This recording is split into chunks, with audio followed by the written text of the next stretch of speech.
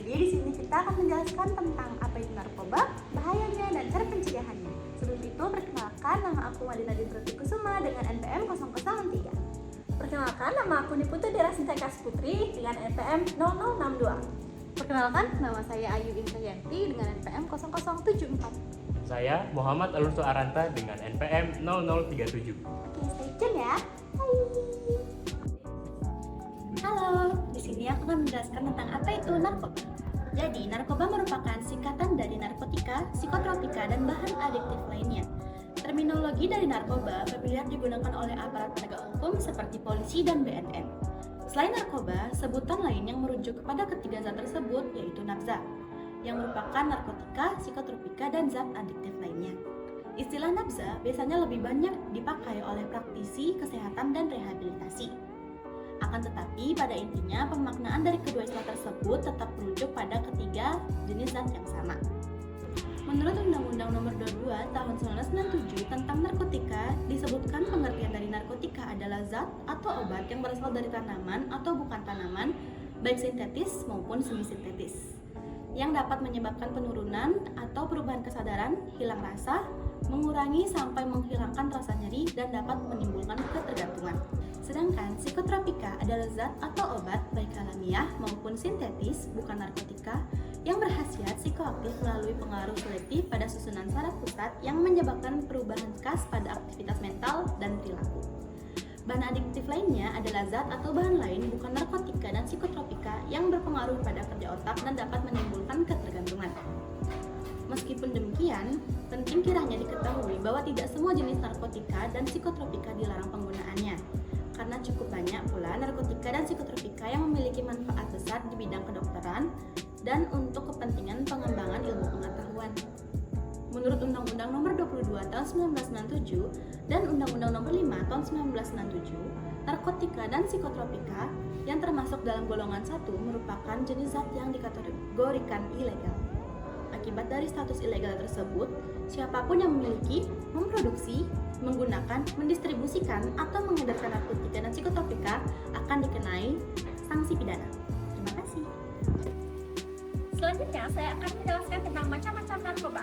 Menurut cara atau proses pengolahannya, narkoba dibagi menjadi 3 golongan, yaitu yang pertama, narkotika alam adalah narkotika yang berasal dari hasil olahan tanaman yang dapat dikelompokkan dari 3 jenis tanaman masing-masing. Yang pertama, opium. Yang kedua, kokain. Yang ketiga, ganja. Yang kedua, yaitu narkotika semi-sintetis. Yang dimaksud dengan narkotika golongan ini adalah narkotika yang dibuat dari alkaloida, opium, dan diproses secara kimiawi untuk menjadi bahan obat yang berkhasiat sebagai narkotika. Contoh yang terkenal dan sering disalahgunakan adalah heroin dan kodein. Yang ketiga, yaitu narkotika sintetis.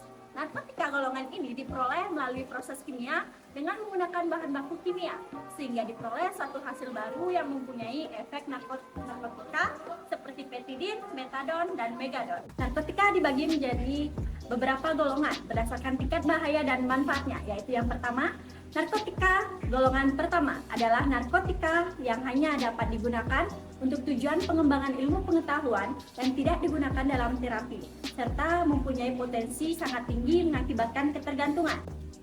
Yang kedua, yaitu narkotika golongan kedua adalah narkotika yang berkhasiat untuk pengobatan, digunakan sebagai pilihan terakhir dan dapat digunakan dalam terapi untuk tujuan pengembangan ilmu pengetahuan serta mempunyai potensi tinggi mengakibatkan ketergantungan.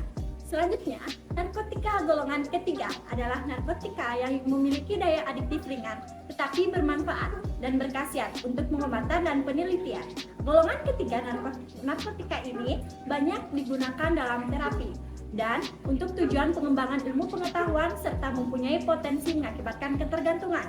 Kali ini saya akan menjelaskan dampak-dampak penggunaan narkoba. Bila narkoba digunakan secara terus-menerus atau melebihi takaran yang telah ditentukan akan mengakibatkan ketergantungan. Kecanduan inilah yang akan mengakibatkan gangguan fisik dan psikologis karena terjadinya kerusakan pada sistem syaraf pusat atau SSP dan organ-organ tubuh seperti jantung, paru-paru, ginjal. Dampak penyalahgunaan narkoba pada seseorang sangat tergantung pada jenis narkoba yang dipakai, kepribadian pemakai, dan situasi atau kondisi pemakai. Yang pertama, dampak fisik. Gangguan sistem syaraf atau neurologis seperti kejang-kejang, halusinasi, gangguan kesadaran, kerusakan pada syaraf tepi, lalu gangguan pada jantung dan pembuluh darah atau kardiovaskuler, gangguan pada paru-paru atau pulmoner seperti penekanan fungsi pernapasan, kesukaran bernafas, pengerasan jaringan paru-paru, lalu sering sakit kepala, mual-mual, muntah-muntah, murus-murus, suhu tubuh meningkat, pengecilan hati, dan sulit tidur. Bagi pengguna narkoba melalui jarum suntik, khususnya pemakaian jarum suntik secara bergantian, risikonya adalah tertularnya penyakit seperti hepatitis B, C, dan HIV yang hingga saat ini belum ada obatnya. Yang kedua, dampak psikis. Lamban bekerja, ceroboh kerja, sering tegang dan gelisah. Lalu, kepercayaan diri hilang, apatis, penghayalan, penuh curiga. Lalu agitatif, menjadi ganas dan tingkah laku yang brutal, sulit berkonsentrasi, perasaan kesal dan tertekan, cenderung menyakiti diri, perasaan tidak aman, bahkan bunuh diri. Yang ketiga, dampak sosial. Gangguan mental, antisosial, dan asusila, dikucilkan oleh lingkungan, merepotkan dan menjadi beban keluarga. Pendidikan menjadi terganggu. Gejala fisik dan psikologis ini juga berkaitan dengan gejala sosial seperti dorongan untuk membohongi orang tua, mencuri, pemarah, dan manipulatif, dan lain-lain. Upaya pencegahan penyalahgunaan narkoba. Yang pertama, mengetahui dampak buruk pemakaian narkoba untuk kesehatan fisik dan mental. Kalian dapat mencari informasi dari berbagai sumber yang terpercaya seperti buku, internet, atau media massa. Kalian juga dapat mengikuti penyuluhan atau seminar yang diselenggarakan oleh pihak berwenang seperti BNN, Kementerian Kesehatan, atau organisasi kesehatan lainnya. Yang kedua, pilih pergaulan atau teman yang baik. Jauhi teman yang dapat membawa pengaruh buruk seperti kecanduan narkoba.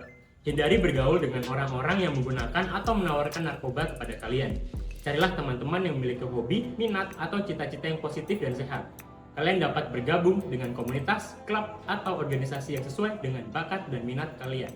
3. Membentuk citra diri yang positif dan mengembangkan keterampilan yang positif untuk tetap menghindari pemakaian narkoba dan merokok. Citra diri yang positif dapat membuat kalian lebih percaya diri, mandiri, dan bertanggung jawab. Kalian dapat membentuk citra diri yang positif dengan cara menghargai diri sendiri, mengakui kelebihan dan kekurangan kalian, serta berusaha untuk meningkatkan kualitas diri kalian. Keterampilan yang positif dapat membantu kalian mengatasi masalah, mengambil keputusan, dan berkomunikasi dengan baik. Kalian dapat mengembangkan keterampilan yang positif dengan cara belajar, berlatih, dan meminta bantuan atau saran dari orang-orang yang lebih berpengalaman. Yang terakhir, memperkuat kehidupan beragama, karena dapat memperkuat nilai yang terkandung dalam agama dan menerapkannya dalam kehidupan sehari-hari. Agama dapat memberikan nilai pedoman, motivasi, dan inspirasi untuk hidup lebih baik. Agama juga dapat memberikan kalian dukungan, perlindungan, dan ketenangan batin. Kalian dapat memperkuat kehidupan beragama dengan cara menjalankan ibadah, membaca kitab suci, berdoa, dan beramal.